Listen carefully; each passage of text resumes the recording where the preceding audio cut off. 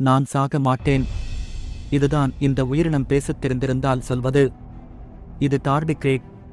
அவ்வளவு சின்னதா இருக்குது, பார்ப்பதற்கே மைக்ரோஸ்கோப் தேவை.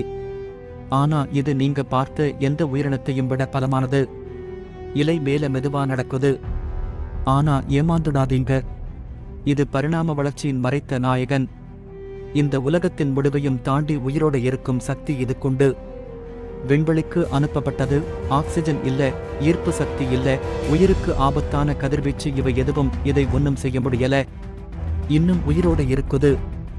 கொதிக்கும் வெப்பம், உறைபனியில் வீசப்படும் பனிக்கட்டி, அணுக்கதிர்வீச்சு என எதில் போட்டாலும் இதுக்கு ஒன்றும் ஆகாது.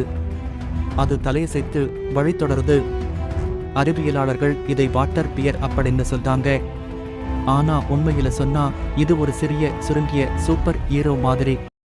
உலகம் அதை வெல்ல நிறைய முயற்சிச்சாலும் அது இன்னும் சொல்றது, நான் சாக மாட்டேன்.